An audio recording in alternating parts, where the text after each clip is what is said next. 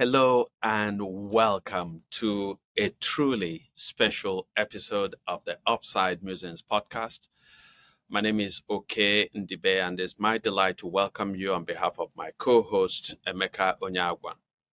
I said that today is a truly special podcast because we have a distinguished and special guest on today's program.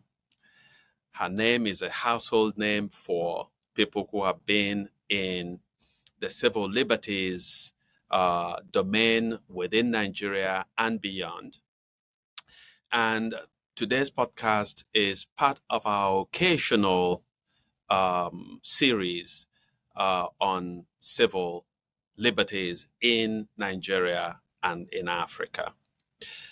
As I said, our guest is Ayo Bay. I'm going to, if I wanted to give her a real introduction, it's going to take quite a while.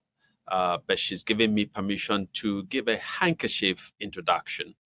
So Ayo Bay Ni Ogunshola is a legal practitioner and a partner with Olashopo Shonibare in the Lagos-based law firm Ogunshola Shonibare. She is a trustee of Senegal's Gore Institute and of the Brussels-based International Crisis Group. In Nigeria, she's on the board of the ZO Dibiezue Memorial Libraries and is an active member of the Bring Back Our Girls campaign.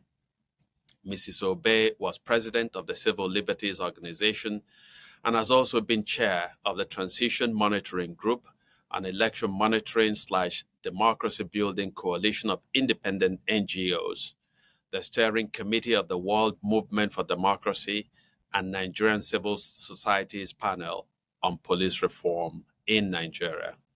She represented Nigerian human rights NGOs on the Police Service Commission from 2001 to 2006 and was a trustee of the CLEEN Foundation from 2001 to 2015.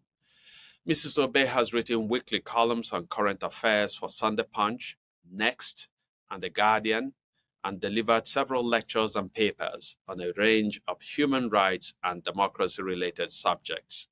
She presented You and the Constitution and On Point for the Nigerian Television Authority and Ideas Radio, a program about integrity, ethics, and accountability in democracy on Nigeria's Info 97/3 FM. Ayo Obey, it's such a joy, such a delight, such a privilege to invite you to our podcast, Offside Musings. Welcome. Well, thank you for inviting me. Although I have to say, okay, that was a little bit of a puffed up introduction. And though, yes, I did send you my brief biography, you'll notice that most of the things that are listed there, although there are some things that are current, but most of it relates to the distant past. And in fact, I laugh when you say a household name, because I cannot be a household name to half the people in the country who, as we know, are under the age of is it 15 or 25 or whatever. Yes. And so I'm not sure that when you say when you introduce a dinosaur like me, that they're saying, "Oh yes, we know her." I mean, I used to do a weekly interview on Silverbird Television, and I really just stopped doing my radio program. But otherwise, if you might follow me on Twitter, but otherwise, they don't necessarily know me. So. Well, let me say that I was speaking for people of my generation, which is, in a sense, roughly your generation, when I said that you are a household name. For us, Like you. for me, you are a household, and I'm sure that a lot of people within a certain demographic in Nigeria would not have any issues with that description. So let's get to it, because you've been very kind with your time, and but you also indicated that you're not going to have a whole lot of time. As you said to me when I invited you to come on this podcast, you said that anything that cannot be said within 20 minutes should be put in a book, that one should write a book. So, which is great advice for writers like me, because I feel that I haven't written enough books, but I go on and talk quite a bit. But let's talk about an item in your biography that I just read, which is a Bring Back Our Girls campaign. Mm-hmm. A lot of people have put this on the back burner. They don't Yeah. know that there is still an ongoing activist movement demanding that the government not relent in the bid, in the quest to recover all the girls who were captured by Boko Haram. Could you speak to the nature of that movement in relation to your involvement in it? Yeah, and I may say, okay, that we're recording this interview or this discussion on the weekend after the invasion of Israel, parts of Israel by Hamas, and without going into the rights or wrongs or any other aspect of it, we know that more than 100 people have been taken as hostages to into Gaza by Hamas. And while I certainly recognize that there are Palestinian prisoners who are being held in Israeli jails and so on, I think that the quality of the fact of being taken a hostage, it kind of brings it home to me, because I may say that I'm not a terribly religious person, but I do pray in the mornings. And one of the things I pray for is for the release of all these hostages in Nigeria. Because, as you know, it's not just the Chibok girls who are kidnapped. But that, even now, even though it may not be for political reasons as the Boko Haram purported to, you have people being taken by bandits for ransom. And, you can't help but feeling that even if you're taken by the police, there's somebody you can see and hold responsible. When you're kidnapped by bandits and so on, the trauma is that you don't know where your loved one or your friend is. You don't know you don't know the conditions under which they're being held.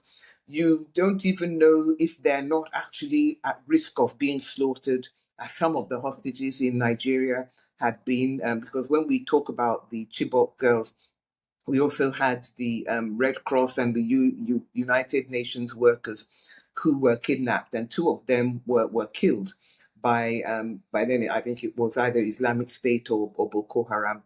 And it's very gruesome. So that uncertainty about the fate of your loved one is I mean, I don't know many people in Israel, but the one that I know, I said that it's really not useful to ask, are you yourself okay?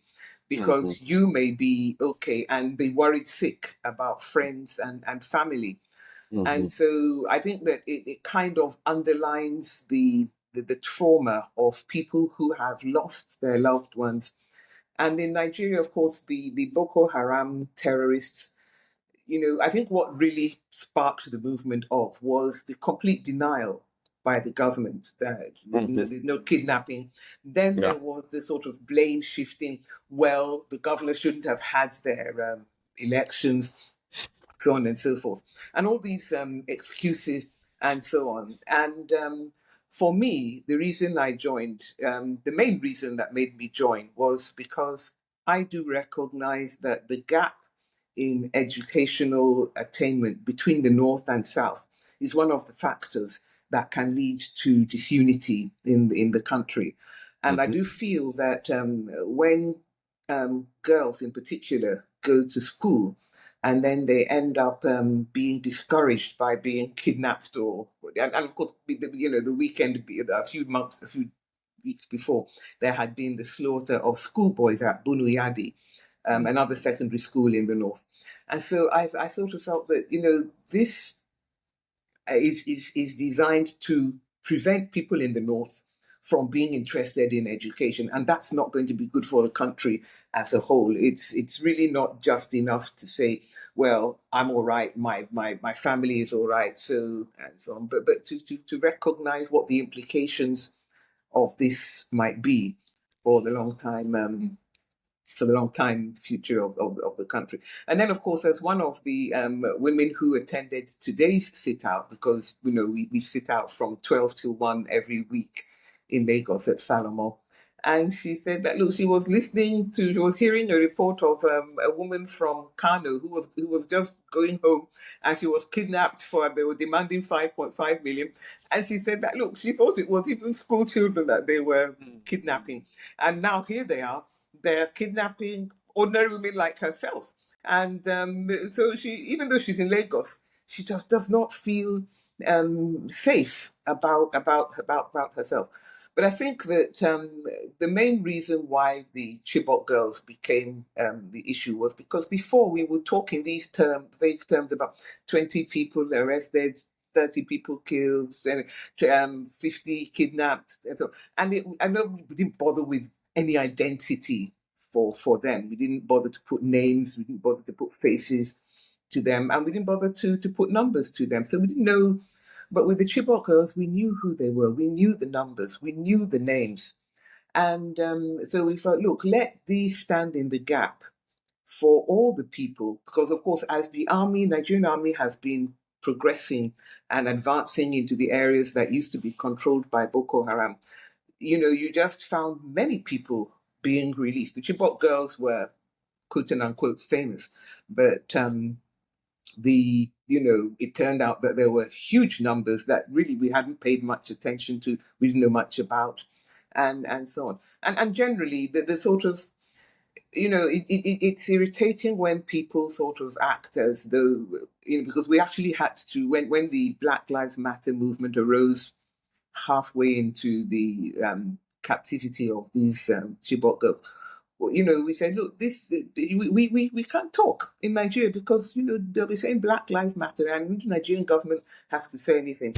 They will say, but Black lives don't matter in your own country, so well, you can't come in here and talk because you don't behave like people to whom Nigerian lives matter. So, please take a back seat. And that, again, it sort of, we say that, but, even though we take this, I think that it's because we have to adopt a kind of stoic behavior, a stoic face to the world. And, maybe not weep as much as people might in other countries, because what can you do? You are helpless. You feel that there's so little that you can do, that you adopt. You put on a straight face, and then people say, "I see they don't even that their lives are not important to them. They don't really care." And so, and because when you saw some of those girls who were returned during the first years of the Buhari administration, you had to see the joy. One of the mothers, she took her daughter, by now was, I think she was 18, and she put her on her back like a baby and was carrying her and, dancing around with her, and she was so happy. She was so happy. And, you just realize that there are, that people may not be very articulate in their expression of distress, but our government should not take that as, just move on. Oh, well, it's really sorry. Oh, I came here to, thoughts and prayers. Let's move on. I say that you cannot move on. You know the names of these girls. You know how many of them are missing. You need to, you're responsible for them. You Absolutely. as government are Absolutely. responsible for them. And we can't, it's not a matter of, as Mrs. Patience Jonathan said at the time, the people in the north, they bomb, Peking, throw away. And, it's that sort of mentality that certain types of people's lives are less important than they are. Now, of course, to me, my own life and that of my family's life is more important to me. My friends' lives are more important to me. But at the same time, I can't separate the overall picture. as you know, okay, I've said many times that I'm a big believer in enlightened self-interest. So it's not just that a matter of oh, it would all be nice if we could all be good Christians or good Muslims or whatever we follow and do the right thing and so on. But when I talk about enlightened self-interest is there because it actually, in the end, and this to me is the whole story of human rights and all the rest of it. Mm-hmm. In the end, that's what works for everybody, not just Mm-hmm. for some. And so that is why the movement is there. Of course, at the beginning, and you do hear people saying, well, all the celebrities are no longer interested, and Michelle Obama has she said anything? You say, look, you know, at the end of the day, this is not about who is standing in the gap.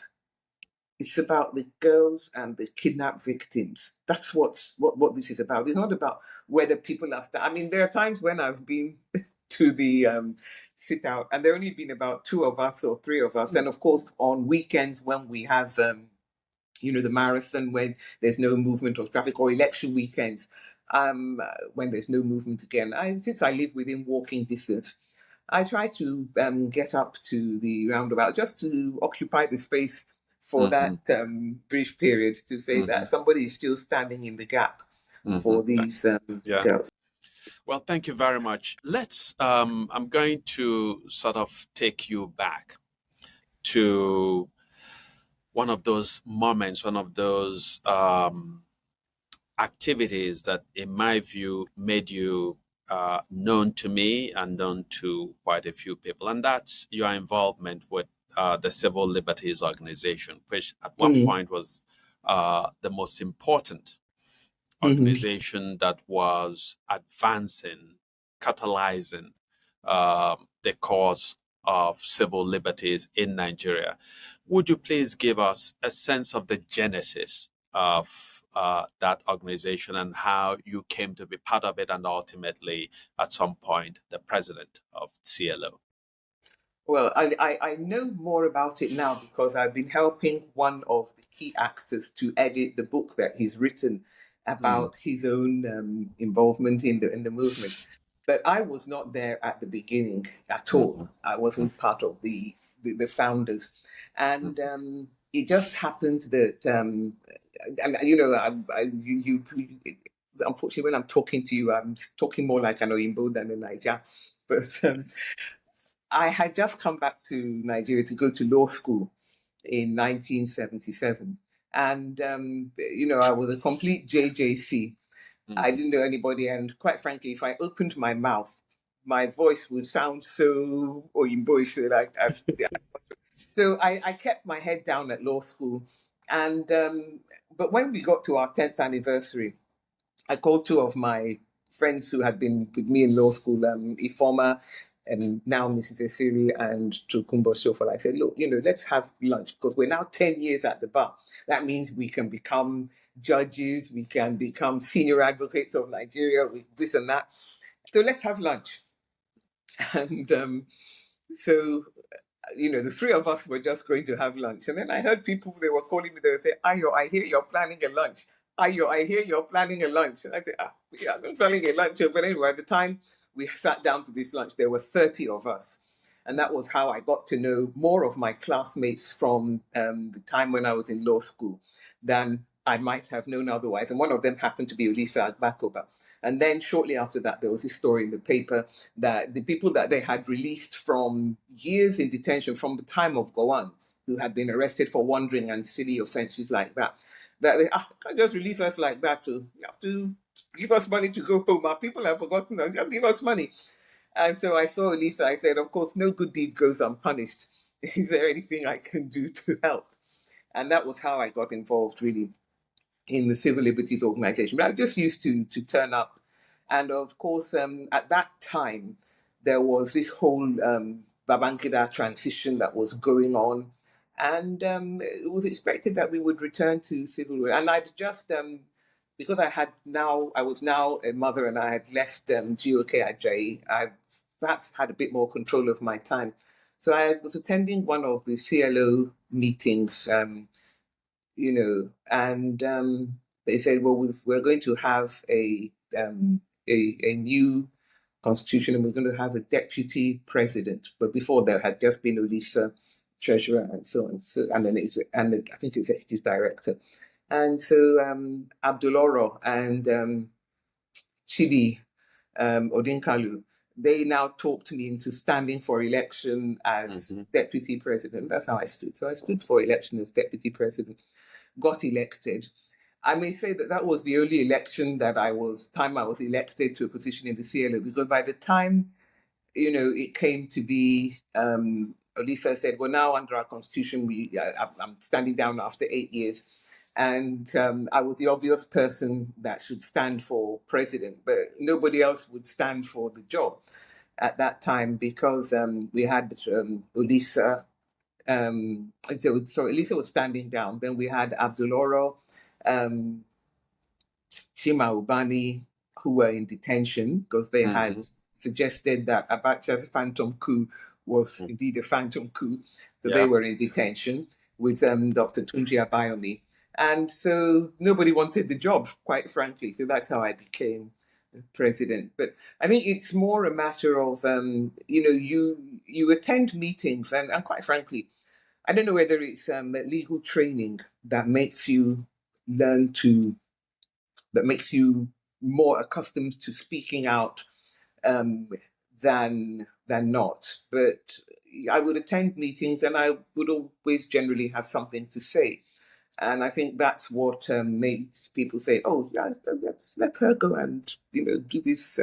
Let's appoint her to this position." And in fact, at today's meeting of the Bring Back Our Girls sit out, there's one woman who attends, Florence Ojo. You'll see her on my Twitter feed, and I had passed her on my way to the from where I park to walking to Falomo, and so when she came and she was just going to, I said, "No, Florence, I'm going to sit down this time. You have to talk." And she said, which is, I don't know what I'm going to say. And I said, Sora, you should just speak. If people were laughing at Badebo Road's 504, his Yoruba, you need to hear me to hear your ears. your head will scatter. But when I'm talking to Bring Back Others, I have to try and do my best and try and speak some Yoruba too, because many of the people who are participating, they're more comfortable with that language, even as mangled by me. So I was making her speak, and then afterwards I was saying to them, look, that this is, a training ground for us, because, we've written to the Minister for Humanitarian Affairs that we want a complete report on the Chibok girls. We know that some have died. We know that some have been rescued. We know that some escaped it, and we know that some are still in captivity. And we need to have clarity about them. And your ministry. So we've written to her, and we said, supposing she were to now come and join us, that if she were to come and she would say, "What do you have to say?" And we would all be just looking and sort of.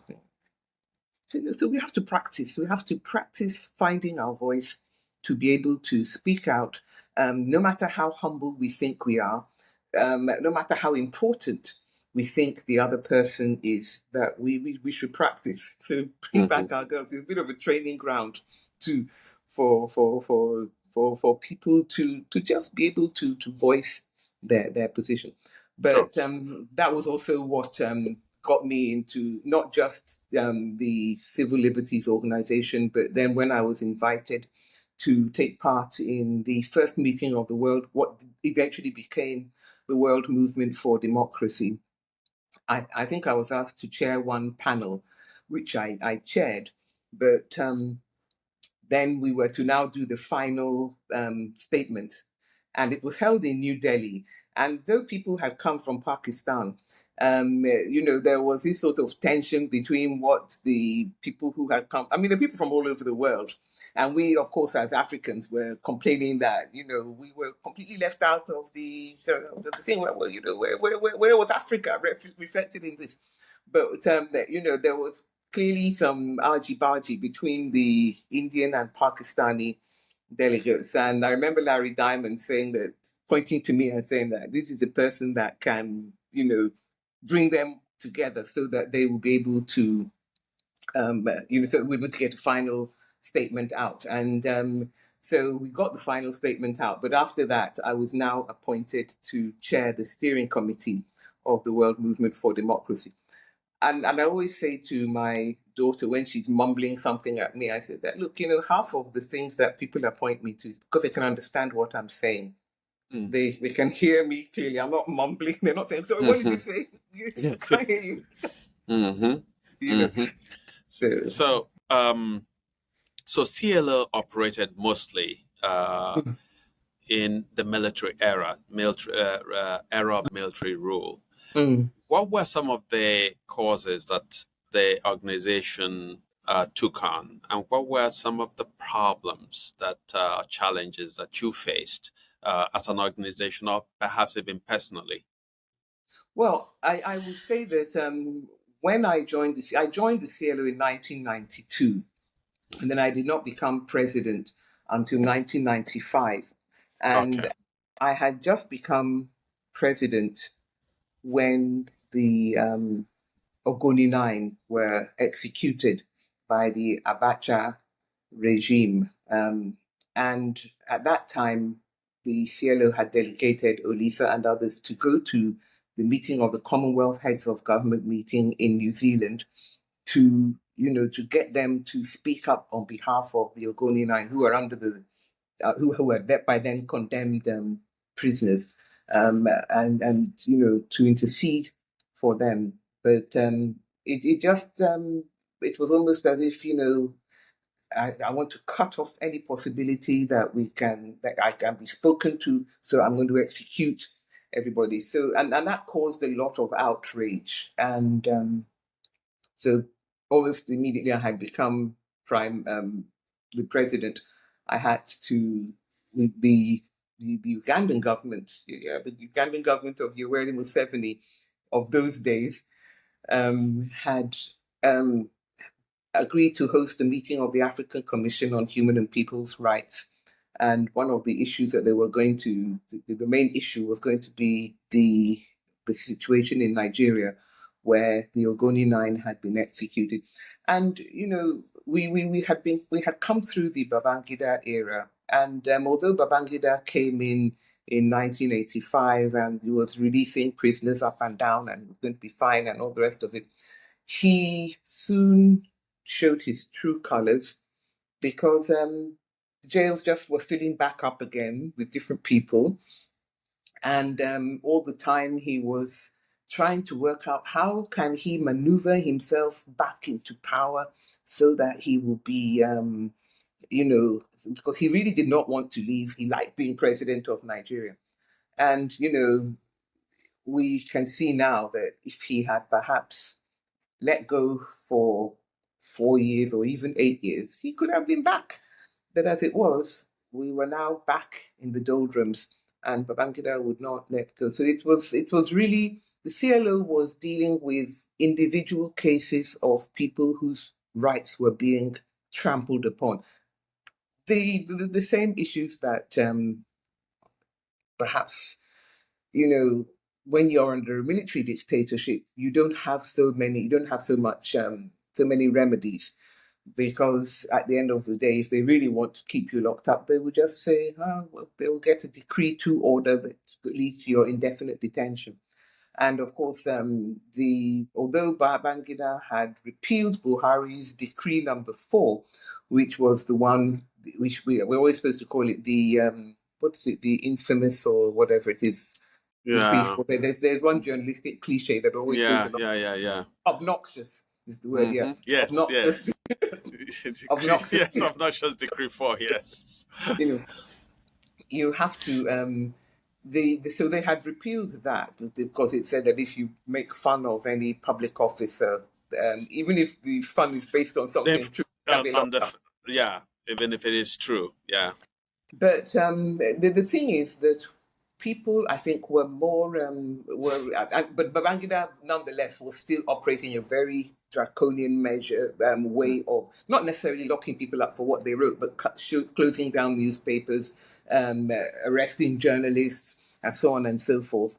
And so the freedom of speech was still very much something that we were fighting for the space to occupy. And those were the days of what they called guerrilla journalism, where you had the news magazines, which were really mostly at the forefront of the struggle, and they would, be publishing in. They couldn't publish on glossy Yeah. paper anymore. They had to publish on newsprint as news magazines. And of course, the Abacha regime was unable to clamp down on it. They did what they could. Then they even tried to publish fake copies of these news magazines and try and sell them.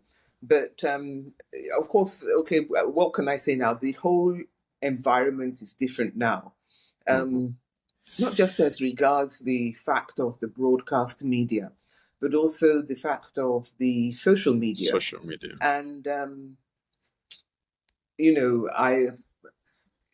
right now, the government says it's consulting with Google, TikTok, Twitter. I still call it Twitter, because I think X is a ridiculously undistinguished. But anyway, they're discussing with them to see how can we regulate social media, because I think that although there tends to be a knee-jerk reaction among the the free speech community that no, there must be no holds barred, everybody must be able to say whatever they like. There is a recognition that it's actually we really our national unity is not strong enough to withstand everything that is being thrown at it, and it's not even people saying what they. Are you talking specifically of Nigeria now? Well, I quite frankly, I think that if you go to the United States, you probably find the same thing. But in most countries, I would say. So would you argue then that on account of threats, quote unquote, threats to national unity or integrity of nations, that we should consider some way of regulating speech on social media?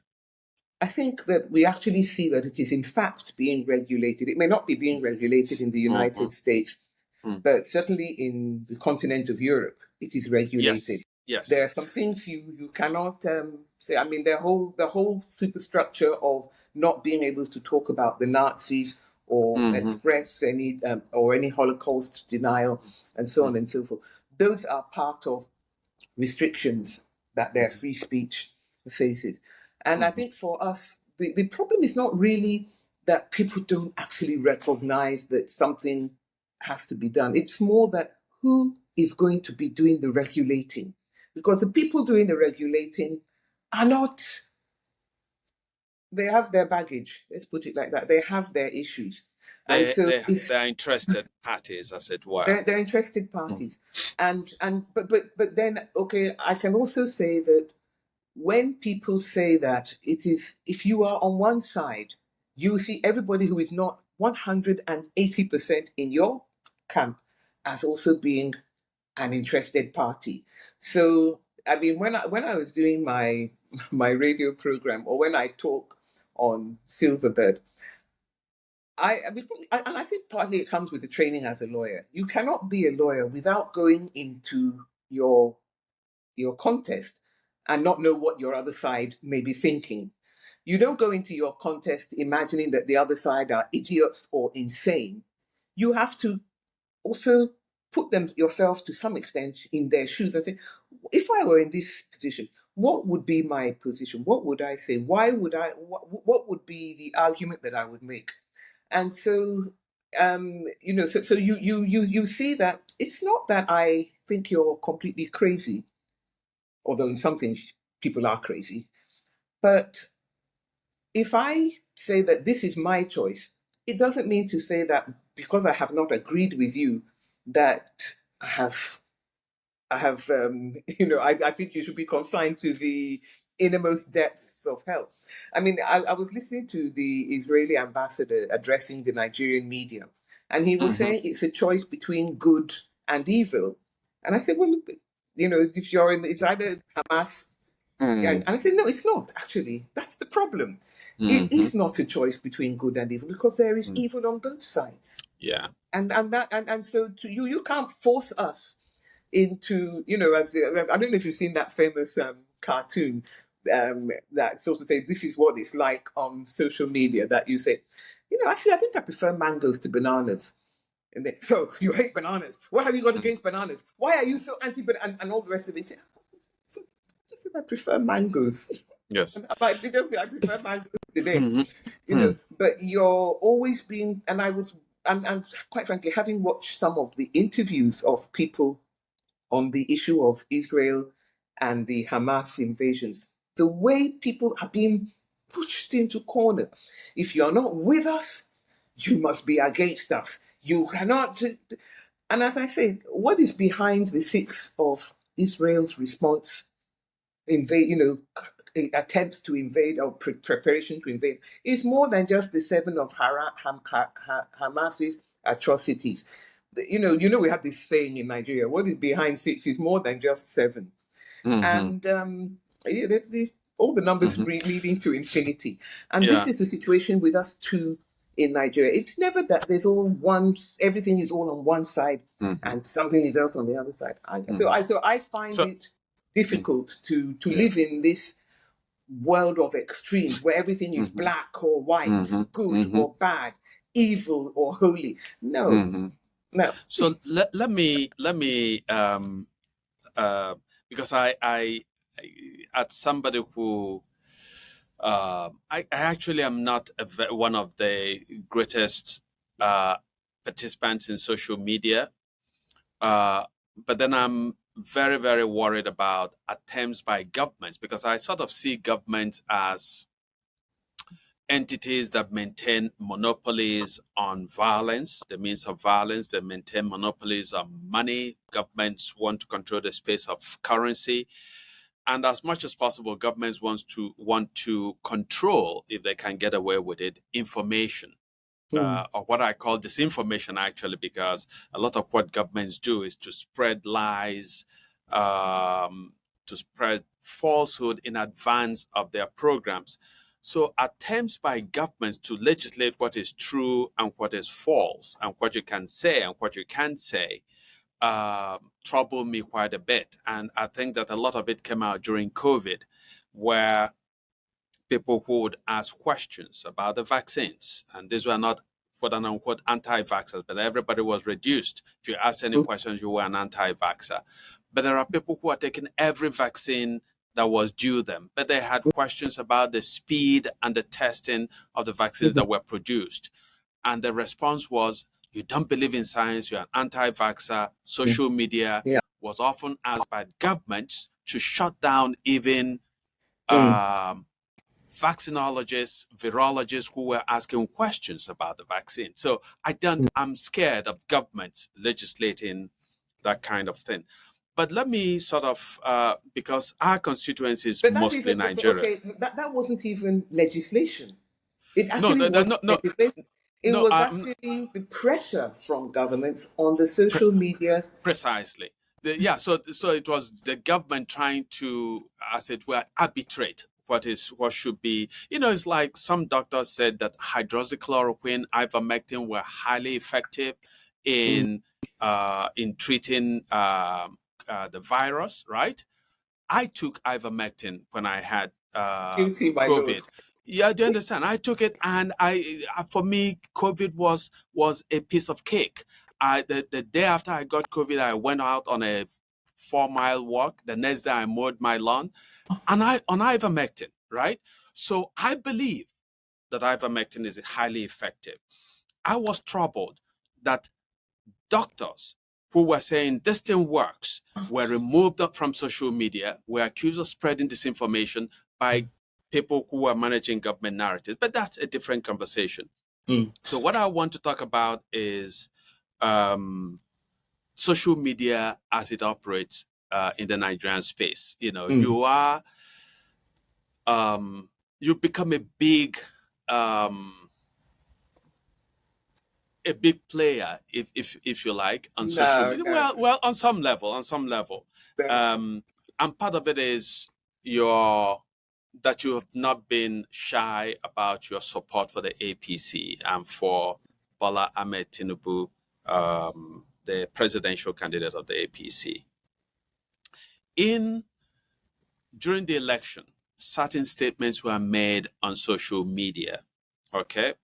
And one of those statements were by somebody I considered a friend, Bayo Onanuga, when Bayo said that Mm, Igbo people should not interfere anymore in the politics of mm, Lagos. And I found that shocking.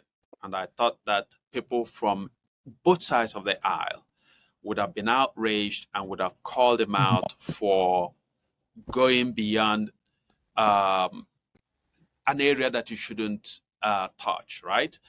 Because you're questioning the very idea of Nigeria itself. In addition to, of course, falsifying what happened in Lagos, that if it were up to Igbos, Tinubu would have won the election. You know, that there were lots of Yoruba people who voted massively against Tinubu. So because that statement of his went viral. It was seen at one point, by the last time I watched it, it was seen by 3 million people.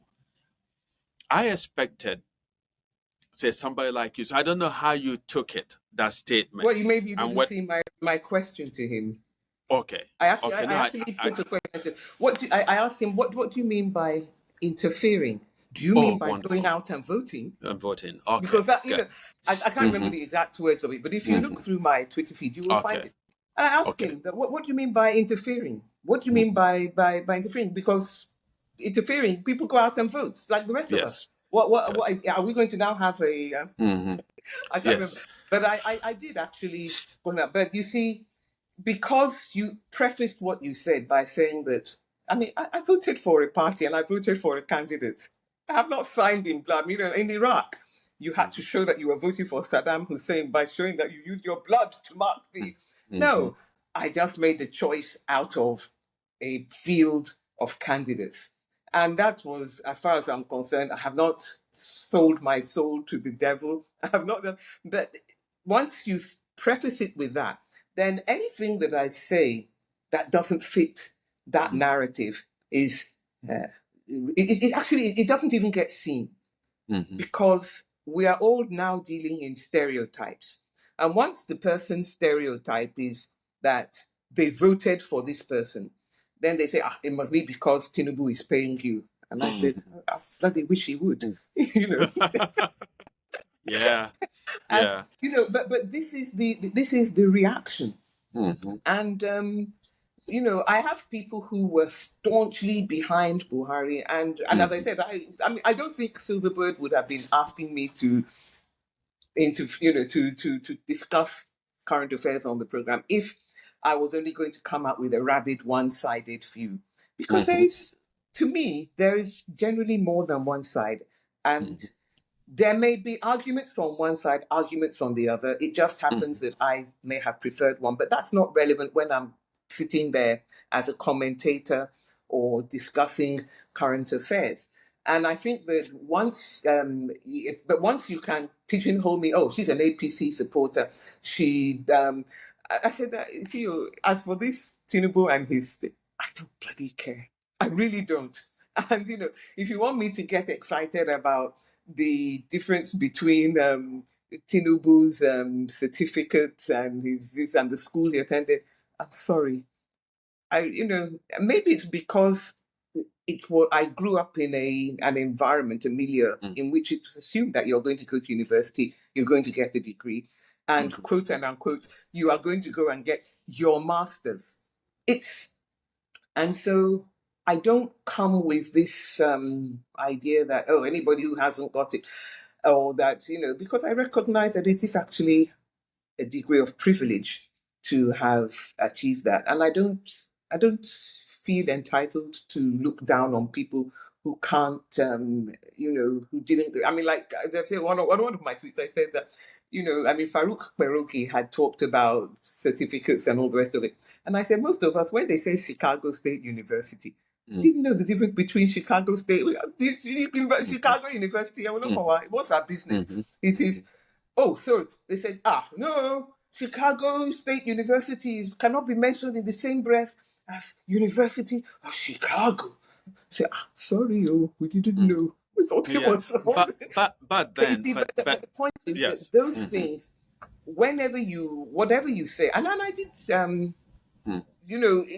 to say that, to call out Bayo for what he said, and I actually spoke to people who know him better than I do, and say, he's very angry, and I said, yeah, but even if he's angry, he holds a position, and it's and to me, people say a lot of things in the privacy. Oh, I think you were there when my friend, the former said she wouldn't listen to anything I had to say. Yeah, I yeah. was actually shocked at that because it suggested to me that, so you can't, even me that you can't see that I'm capable of seeing more than one side of any particular argument. But that, I said, even if he's holding a position, it may not be, at least he's holding a position in the Tinubu campaign. And for that reason, if for no other reason, he ought to have.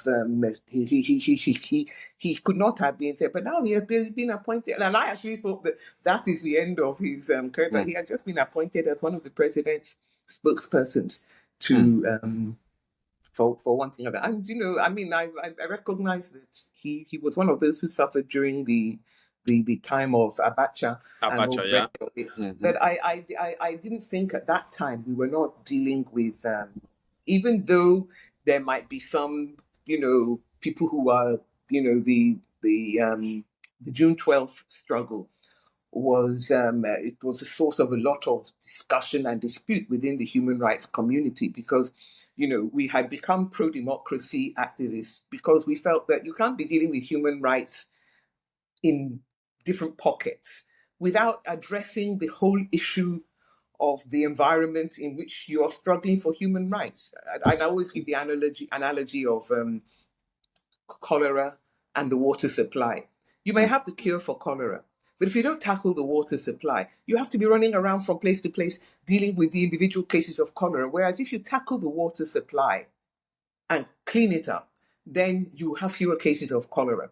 And it's the same thing with human rights. Yes, we have the tools to fight for individual human rights, but if we don't tackle the environment, the water supply of a constitution and all the rest of it, then we will be, running from pillar to post all the time. And we need to do better than that. So yes, we all knew that was how we became pro-democracy activists. But it was not a matter, and it may be that, and as I've always said, Gani Fahmy took out a half-page advertisement on June the 11th to say that he's not voting in the June 12th election, doesn't believe in it, the Babangida transition, blah, blah, blah.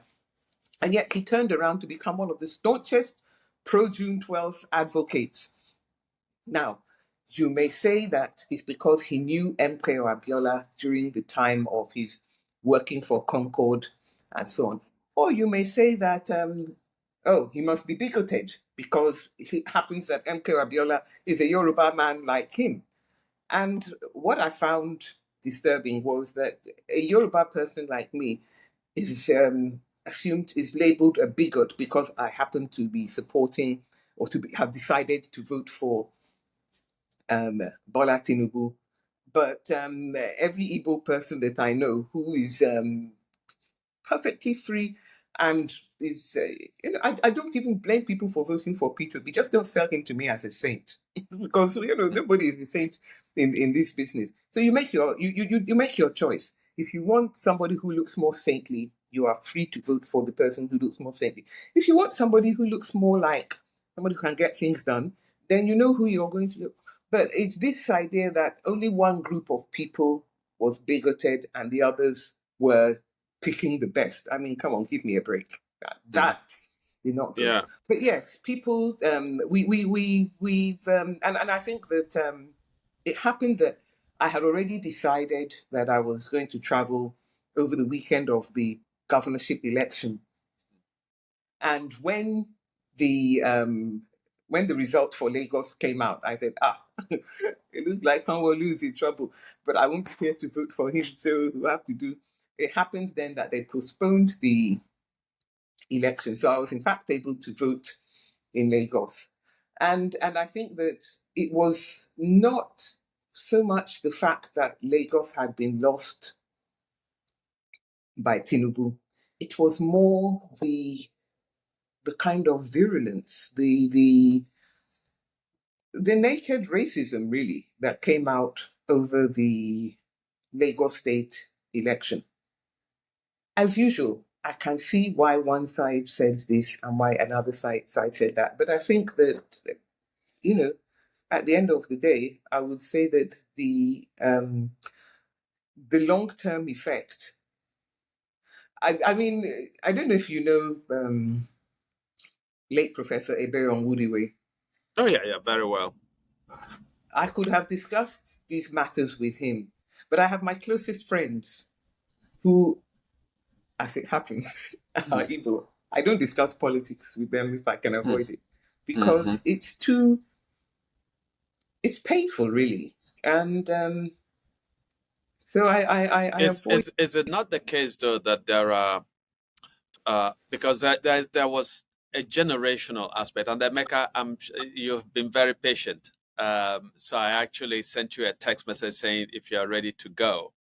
Emeka, Oh, I I sent you a wasn't even text paying. message asking if you were ready to go, but Oh, I want to ask. 15 minutes. Yeah, I wasn't even sir? paying. I Yes. wasn't. I wasn't even. Okay. Okay. Yeah. Anyway. So there was some generational split in the last elections that were clear, wouldn't you say? I think that for the most part, the young people, including young Yoruba men and women, went for the Labour Party, including, I think, huge elements in the northern part of northern parts of Nigeria went for Peter Obi in that election. So I'm wondering if, when you say that there are Igbo people that you find it difficult to discuss politics or the last elections with, whether it's also that you find it difficult to discuss it with young people, because there are lots of young people who looked at Bola Tinubu as representing a certain kind of politics that they saw culminating in in their fight at the NSAS movement, and the kind of politics that they wanted to disrupt and to move away from, so which was why there was a sense of despondency amongst young people and amongst a lot of Nigerians when Bola Tinubu was declared the winner of the elections. So there were so many different elements. The element of violence that happened in different parts of the country. The hoisting away of ballot boxes, the role of security forces and agencies, and so on, and the way in which INEC announces the result of an election, I think at 4 a.m. And then we're looking at so when you spoke about not looking down on people on account of their educational certification and so on, I don't think that that's the argument that people are making. The Nigerian Constitution says you can become president or governor with a school certificate. If you've gone to high school. But there is a case in Anambra State where Andioba, for example, had only a high school certificate, but he was parading himself as somebody with a doctorate. And I took on him, not out of a sense of arrogance that I have a PhD, but I feel that it is important to give an account of yourself to the people that you propose to run their affairs. That if a man is going to lie on basic questions about which schools did you attend, right? And so on. When were you born? That how are we going to then entrust the management of the affairs of a complex organism called a nation in the hands of such a man? I think that that's what, the recent hearings, for example, around Tinubu's Let me tell you certificates, something. right? Let me tell you Yes. something. Okay. Yes. Mm-hmm. First of all, I think that my daughter said to me that all her educated friends are voting for Peter Obi. My mechanic, he's a Yoruba man of 40 or so, 40, 50. He's from Ikorodu. He's a Muslim. He said, oh, that he's voting for Peter Obi. I was interested. I said, why? Why? He said that, that Tinubu is too old. And so, and to me, I said, well, I don't, I mean, you ask people who are close to him, is Tinubu sick? Because there's so much story that Tinubu is sick, that he's demented and all the rest of it. And of course, now it's possible to see that there was a lot of misinformation. But just as there was misinformation about NSAS, I actually had to pull myself back and read the whole report of the panel, because the report and the evidence before the panel had nothing to do with the end results that they were giving out. And you know, so when people, I mean, because during the NSAS demonstrations, again, everybody wanted to be on board, to be seen as, you know, it's a bit like Black Lives Matter, corporate world. So my daughter took some umbrellas from the bank that she was working for at that time, you know, to give out to the, and they said, that they were all saying, yes, we are going to stay here, because they were all convinced that Bola Tinubu was getting money from the NSA, from the toll gate. And where does that come from? And so there had been this determination to pin the NSAS issue by hook or by crook on Bola Tinubu, so that there were edited videos to show that he was asking what were they doing there, edited to make it sound as if he was talking callously and so on. And so, yes, I've no doubt that a lot of young people in Lagos area were pro were not just pro Peter Obi, but they were also actively anti Bola Tinubu. But I don't think you can say that for the whole country at all. And in fact, I mean, there will be a belt of people who, once Bola Tinubu picked a Muslim as his running mate, they say, that's it. We have finished with this man. There's no, we were trying to swallow the story of it, but when he now picks the Muslim, we are not ready for it. But that is only for one part of the country. It doesn't well, for some parts of the country. I mean, the idea that all young people have the same view, I don't find it to be so. I don't find it. It's just that the young people who did not go along with that, they saw how those who were not going along with it were bullied, oppressed, threatened, insulted on social media. And they said, oh, I'll just quietly, when I'm ready to vote, I'll just quietly go and vote my own vote. And the people that want to be shouting and abusing me, I'll just leave it like that. So that's why it gives the impression that all young people felt this way. We saw what happened to when some actors came out and for Tinubu, the way they were being abused and dragged. I mean, and I think that if one were to make the mistake of thinking that the people who kept, I will not talk about the silent majority, but if the people who came out and were dragged, and not everybody has the energy to spend their life being dragged. And you know, when people say, like you said, I came out, I say actually I try to avoid it, not because I don't think that I have not invested my personality in the person for whom I vote, but because when in 2015, I'm supporting. People now came and turned around and said, you voted for this, and you have to explain, you have to say, I'm sorry.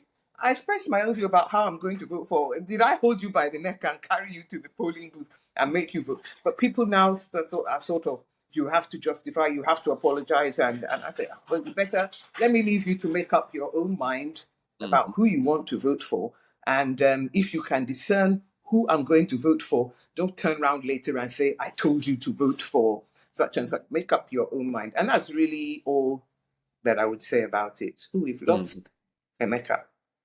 Okay. I've, I think, I've driven him away. I think, okay. I thought I had driven Emeka Okay. away. Okay. Is there a problem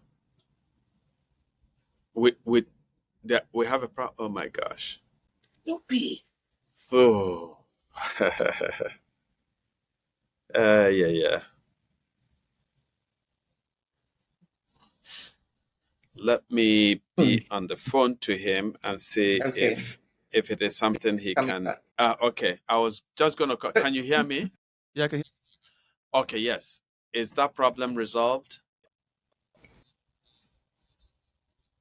But how much longer are we going on? Okay. So, Emeka. Because I'm not sure Emeka. that we landed Okay. anywhere. Okay. Say? I said, much longer are we going? Because I'm not sure that we've actually landed anywhere. We've just been rambling. I know. Offside musings. Yes. Offside musings, yes. Emeka, did you want to come in at this point, or should I?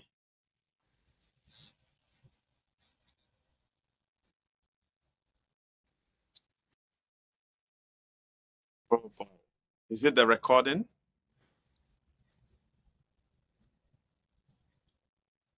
Wow.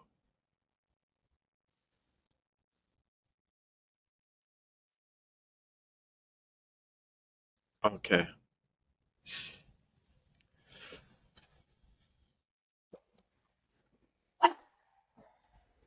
Oh, you get dog? Yes. So I'll be scared to visit. Are you scared of dogs? I've been bitten. Oh my gosh, Oh it's no, not Snoopy working. cannot bite any. With that kind of barking? He says he can't hear. He thinks that somebody's at the door, so he's gone Oh, to. It's just okay, somebody walking in front of the door inside the compound, and yes. he decided that So he was a policeman of that. yeah, wow. Snoopy. So Emeka, hello. So basically, are we? What's the update?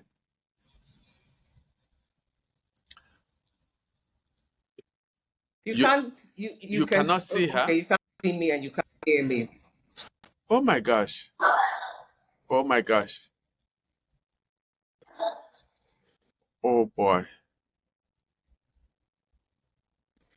Shh. But can you see me?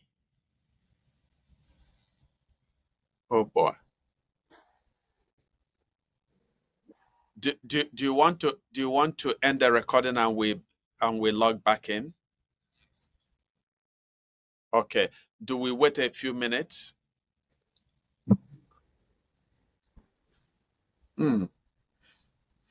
This, by the way, So is oh, that's a cutie. With a lot PM. Okay. Okay. Yeah, so it's so half past six here. yeah. But no, but I moved it to 3:15. So so I have about 45 minutes to go. But okay, so you were speaking about the virulent ethnocentrism that you witnessed.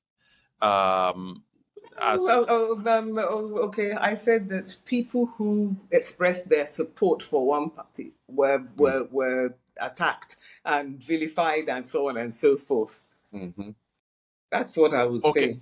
Okay, so the virulence that you're talking about came from one No, side and targeted people on the other side, or was it okay. Listen, Hmm. don't try and reinterpret what I'm saying.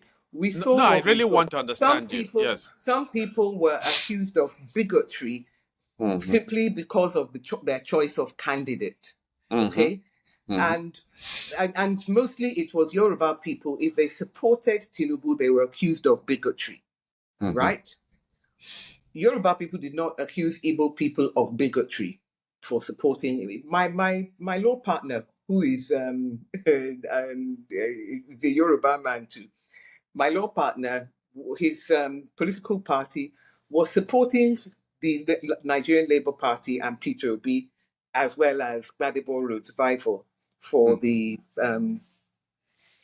governorship of Lagos State.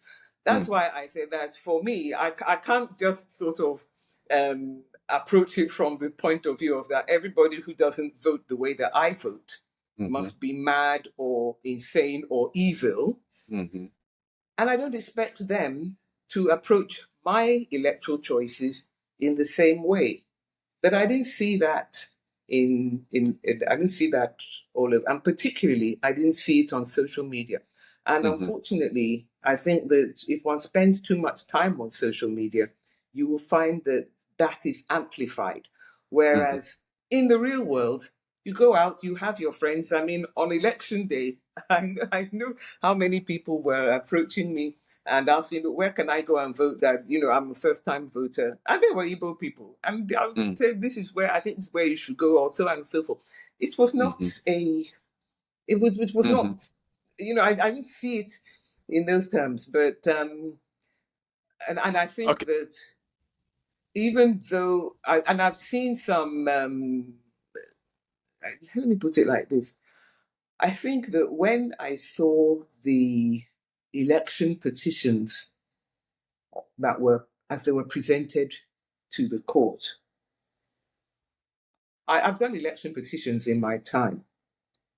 I was astonished that no party agents were called to support this claim of a huge swell of people who voted for the Labour Party. I was astonished, actually, because I know that some people mistakenly believed that they were to be, that the results would only be the ones that were taken from the INEC's results viewing portal. But if you were paying attention, you would know that is not the case. And I think that, yes, for all of us, there was something suspicious about the fact that INEC could not upload the presidential results, or the ones that they uploaded were blurred in many cases and illegible.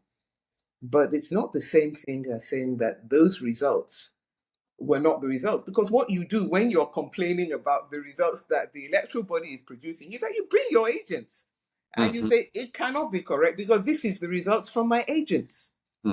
And that was how in 1983, I was parked in Plateau State, and we went with and I remember my principal, Chioke Ajayi, like many people in the South, didn't expect to have many literate people. And so these ordinary people would be coming and saying, yes, I was a party agent. I signed this. And he was saying, were you the one who did it? Yes, I was the one. Ordinary people who signed, and this is the evidence you're going to lead, that everybody signed the results sheet, and this is the one that was given to me.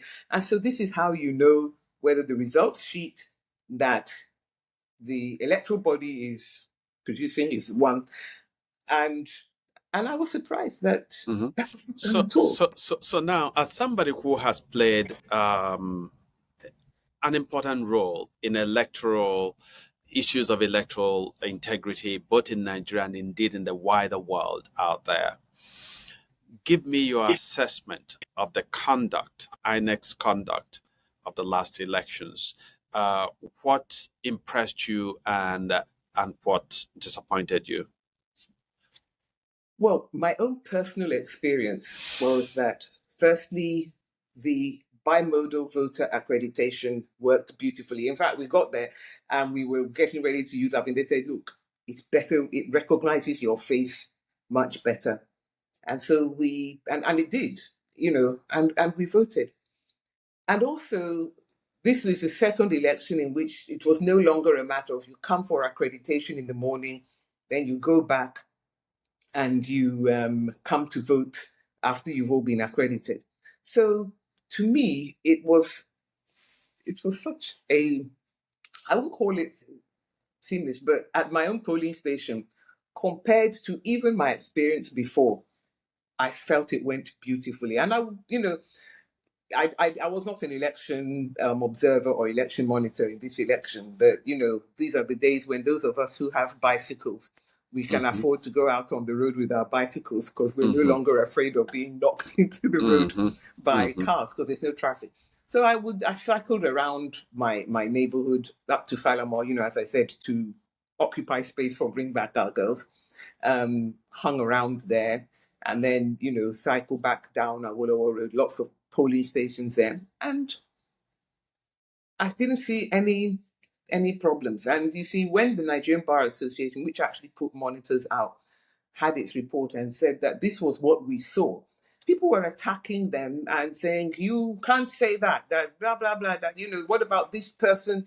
Because this thing that you mentioned, okay, about ballot boxes being snatched, anybody would think it was happening all over Lagos State, everywhere, and so on. And we didn't see it.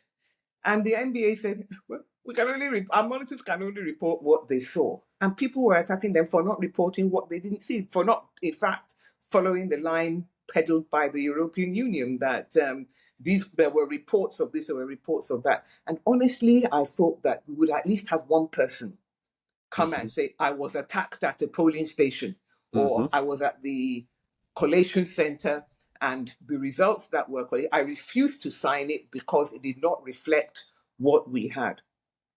But we didn't see any of that. So I actually felt that despite all the noise and brouhaha, that actually this particular election is one of the best that we've had. And I think that the IREF portal certainly was a disappointment to many people. And when I went to check my own results on the IREF portal, it was blurred, but because I knew what the result had been, I could make it out. But you can't do that. But it's only if you're sort of, when you sort of see and you know that the figure is 8, and then you see it, you say, oh, that's an 8.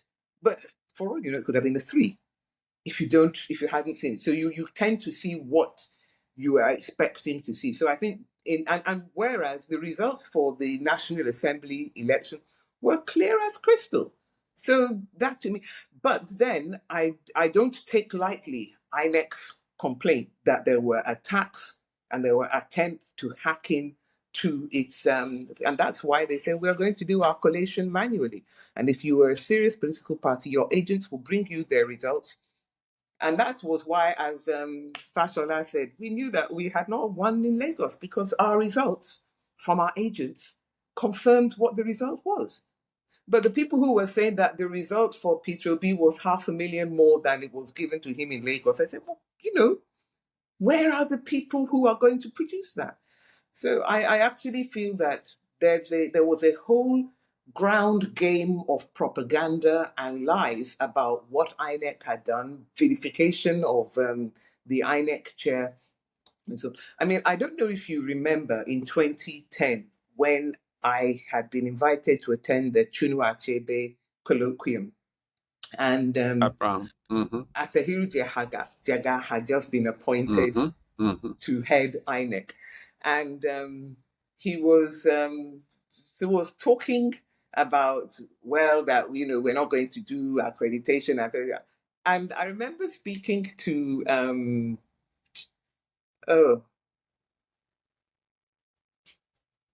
anyway, one of our colleagues, his name will come to me. And I said, he's your friend, you better talk to him. How can he say that he's not going to do accreditation? With the voters register as it was then, it was a complete work of fiction. How can you now say that you're going to just allow people to come and be voting anyhow? You better speak to your friend, though, because this his idea that we don't have to do open secret anymore. And with our current voters register as it is, it's not going to work. And it's from that point that you've seen improvement and improvement and improvement in the electoral process. There's always room for improvement, but we've seen from other countries that don't even have voter identification, that we actually, compared to some, are ahead. But in regard to, and it was the governorship elections that had taken place where they had allowed people, they had not just had the same manual collation, but people had been able to check what they saw counted at their polling unit at the results viewing portal, that gave people confidence in the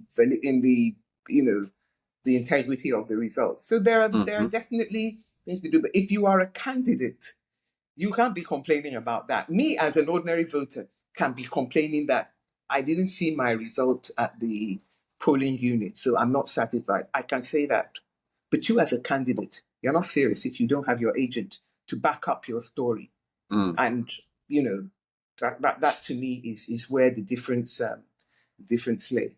So Okay. I expect INEC to do better. But as they say, they won't be trying to buy your vote if there were any other way for them to cook the results. And then you saw also that the IAGA Africa, they also did a parallel vote tabulation.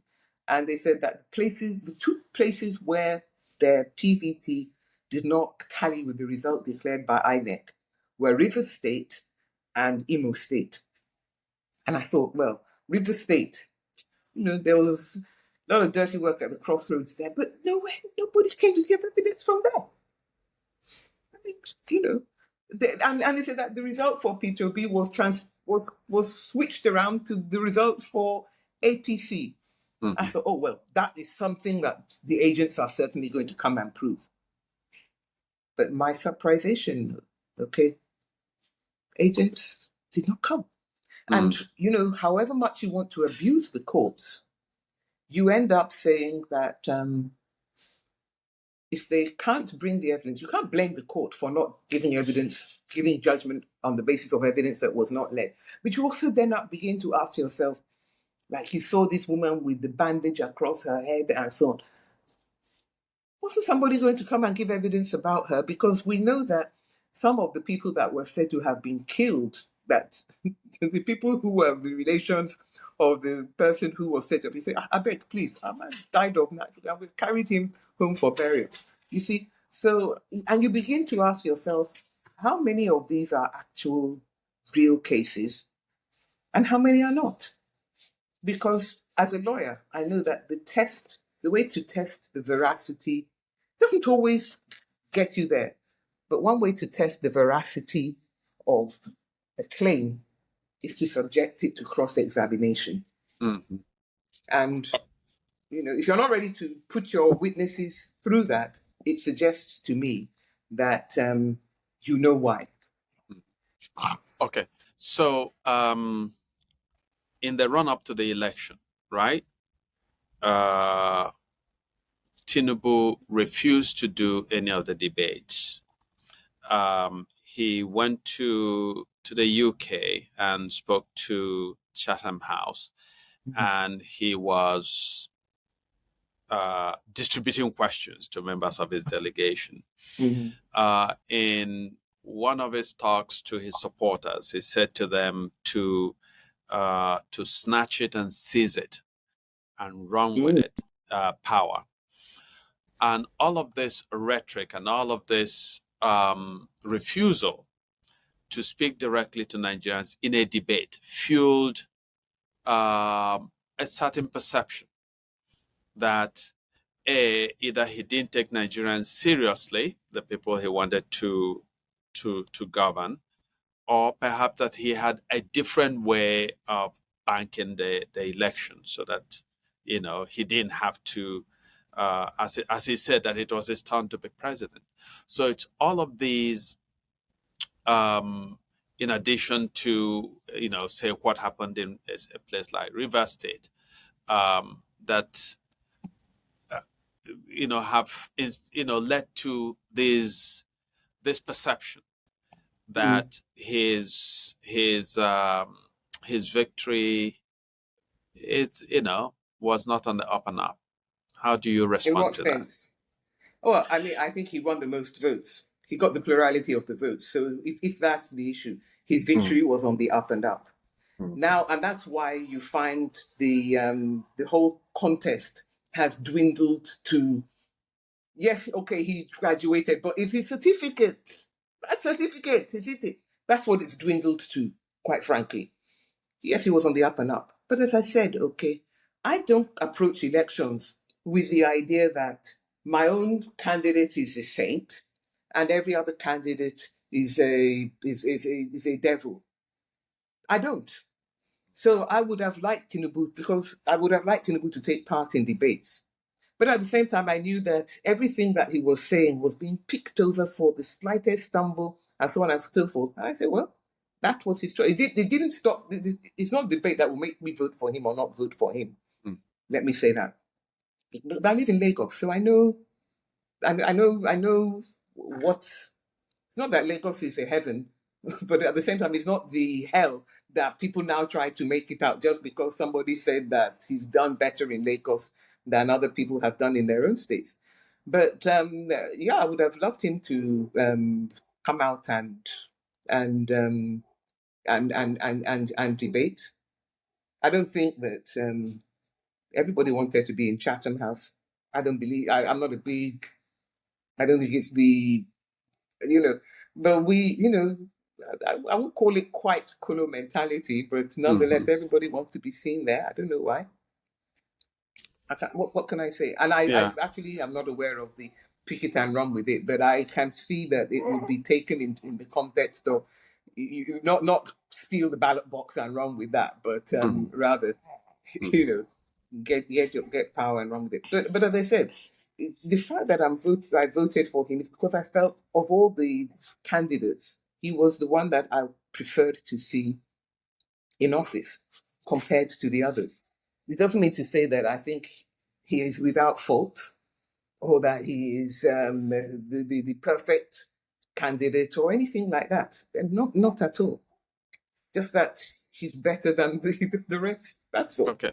So there is clearly a certain atmosphere of fracturedness in the country. Right? I was just in South Africa with Wole Soyinka 3 weeks ago, and I had a conversation with him, where a conversation that lasted an hour and a half at Stellenbosch University. But what he said about the Labour Party coming third went viral and unleashed, and is still unleashing a certain toxic Yeah. atmosphere in the country. I want to ask you, what's your vision of Nigeria? And as somebody who has worked, collaborated with Igbo and people from other parts of Nigeria, as you have done in civil liberties, civil liberties organization, are you hopeful? Are you optimistic, or at least hopeful about Nigeria achieving a sense of national identity? If not, what should be done with this space that we call Nigeria? And if you are hopeful or even optimistic, what's the trajectory to this achievement of this vision of a true Nigerian space? Well, okay. I don't know whether I'm hopeful or not hopeful. I just happen to be a Nigerian. And as I've said, when I was a small girl in London, my father said, never forget you're a Nigerian. I don't know whether he just felt that if he were to tell me, never forget that you're a Yoruba, I would be sort of, as I was then, saying, what's that? What do you mean? I thought we were Nigerians or something. So it may be that he just said, never forget you're a Nigerian, because that was it. And I don't. I literally asked somebody, look, help me print out my my master's thesis and submit it, because I'm going home to Nigeria to attend law school. And I always knew that I was coming back to Nigeria. And I have two brothers and a sister in Britain. But me, I always knew I was coming back here. So I don't know. I mean, I think that yes, there's a fracturing, but I think it's also exacerbated by the economic hardships we're going through, and we should be realistic that those economic hardships are not going to vanish overnight. So I think that as long as there isn't an economic soothing of the country, then people will continue to, it will be a matter of you voting. Not that I think that anybody would have done better. But I do think that the obsession with denigrating Nigeria just because you don't like its government or running the country down, I think that's it's obviously it's unfortunate, but I don't know whether it's going to change in the near future because there's now a tendency to see everything through ethnic colored glasses. Mm-hmm. The other day, we have a world record holder in 100 meters hurdles, and she ran into some trouble with the doping authorities. And it was almost as though the issue of whether or not she should be supported or not depended on whether you were in the same ethnic group as this young woman who we had all thought had done the nation proud. Same thing, we had somebody who entered the Guinness Book of Records because she had a cookathon. And again, it was a matter of, well, it turned out that she had previously had a political opinion. How dare she? You know, and again, it was a matter of, well, we're now going to bring out a Yoruba person who's also going to cook. You know, this is the ridiculousness, but it is ridiculousness. I think we should recognize it as ridiculousness. And of course, the I mean, the heat that descended on Professor Shoyinka because of his, and this is somebody who was kind of supporting the idea of the Labour Party. Then suddenly he now said something that was not, 1000% in support of the Labour Party, and he instantly became that Yoruba devil. I mean, come on. We can't be doing that. We can't. We simply can't. And it may be because I don't make the mistake of always saying that maybe when we have more money in our, more food on our table and so on, we will do better because people in the United States are not poor and they're Mm-hmm. divided into, is Trump the devil incarnate or is Trump, the prelude to the second coming? We don't know. Okay. Could you pause? Emeka just sent me a text saying that he can neither see nor hear you, and he's the one recording this. So we have to stop and restart. Yeah, we'll have to stop and restart. I can't hear or see her. Whoa. All right. Okay, so it's been such a bracing conversation. I'd like to end on a note that we actually started with earlier in the conversation. It has to do with your work in civil liberties. Looking back over the years, what are some of the issues that you see pertaining to civil liberties in Nigeria that are urgent in your view, and what are some of the what's part of the progress that we've made in that regard? The thing is, okay, that I stopped being president of the Civil Liberties Organization as long ago as 2003. That's 20 years ago. Yes. So it would be ridiculous for me to pretend that I'm up to date. But I did chair the civil society panel on police reform in about 2013 or some period. And I think that even though there are these big issues of politics and voting and so on and so forth, where the rubber hits the road is this issue of our relations with the police. And it's unfortunate that despite all, I was on the Police Service Commission, and it's unfortunate that there are improvements. I mean, you now can tell from the fact that you have the police spokespersons on Twitter or X, and people raise issues with them, and they have to respond, and they want to be able to give a good response. So there are improvements even in that regard, and but I do think that there are still too many stories of people finding themselves extorted, and it's not. And the thing is that if the police were actually catching the criminals.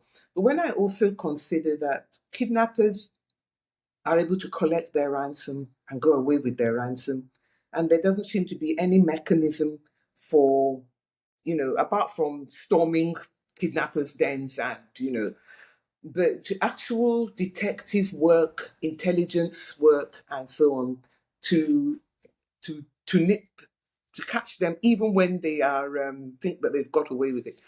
To Mm-hmm. me, those are the areas. This issue that brings us out every Saturday for Bring Back Our Girls. The fact that we don't have a proper national, register of missing persons that people can check, and it's not just kidnapped victims. It could be somebody who had been arrested by the police, vanished by the police, forgotten by the police, who didn't have somebody who was just on a visit, had come maybe from, as we saw in the time of when the CLO was founded, came from Maiduguri, and then you found yourself arrested, and for 20 years you were just there, you know, and there was you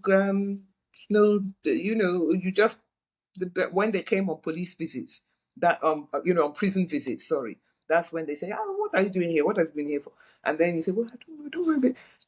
Those are the sorts of things actually that led to the founding of the CLA, when Clement Wanko, and his priest would tell him, we went for prison visit and we saw these people. Can't you lawyers do something about it?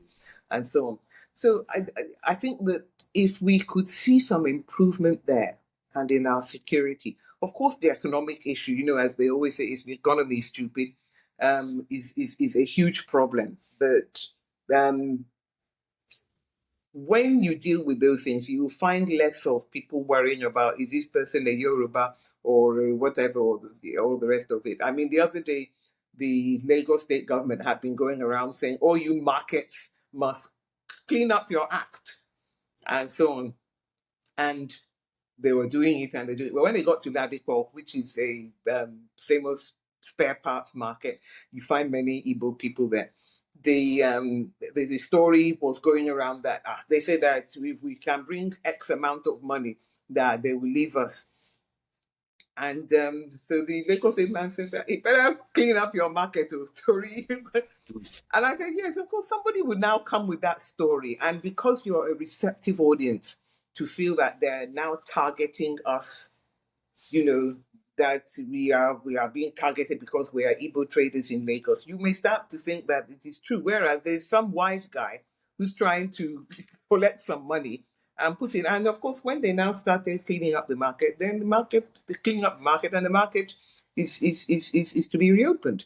But when you when we've got this narrative that's going on in Lagos, and people saying, well, I will not I will not rent to an Igbo person. I will not do this. I will not do that, and so on and so forth. I don't know how Lagos itself can even be what Lagos is supposed to be if that mentality takes hold. And sorry, time for me to feed the dog. Okay. You know, Yes. so I remind myself with an alarm. He won't start if we go on Mm-hmm. for a short while. But Mm-hmm. that it's not even a matter of of, as I always say, and I said at the beginning, it's not because I'm a saint or because I'm think, oh, we don't be good Christians. It's because it's enlightened self-interest. This is what will work for all of us. And I think we need to think about not just what will work for me, because what will work for me, if it works so anti you, then it is not going to work for me either. So we need to look at what will work for everybody. And people would have been saying, why should they be doing train, this new train that we have in Lagos? Why should they do it to mile two?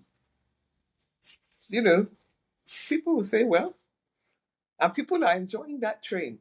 Then there's no longer a matter of that the train is only for Lagosian or for Yoruba people, or that. Why should they build train for Igbo people to go to mile two? And all? No, no, no, no, no. Everybody's enjoying that train, and that's how it should be. That is how it should be, and that to me is you may, you have to do, the government has to do some work to soothe over the kind of rhetoric that came out because Sanwo-Olu felt that, you mean I will lose to this joker? It can't happen. And he played the ethnic card. He's going to have to work hard. It cannot make a difference to you. You will go to your school, you will go to your hospital or your primary health care or whatever it is that you do, and you'll do what you do,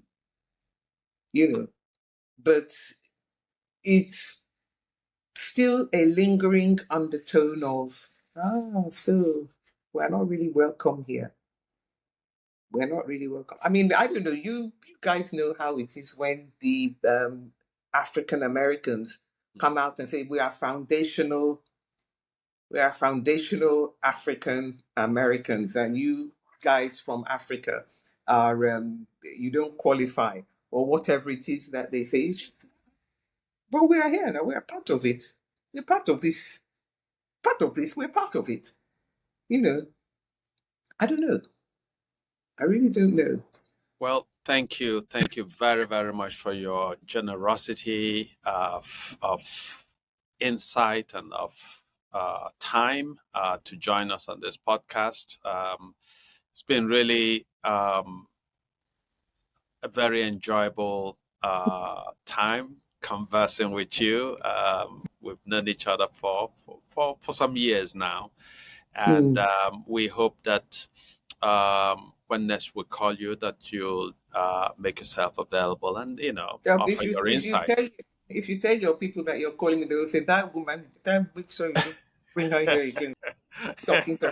These lawyers, yeah. So thank you very much, Ayo, for joining us, and on behalf of my co-host, yes, on behalf of my co-host Emeka Onyagwa, your silent host, Emeka has been silent today, but I think that he's been wrestling with all kinds of technical issues. So when next we invite you, I'll leave the platform up to Emeka to have at it. So thank you and have a brilliant rest of the day in Lagos. I wish you all the same. Bye. Yes. Bye-bye now.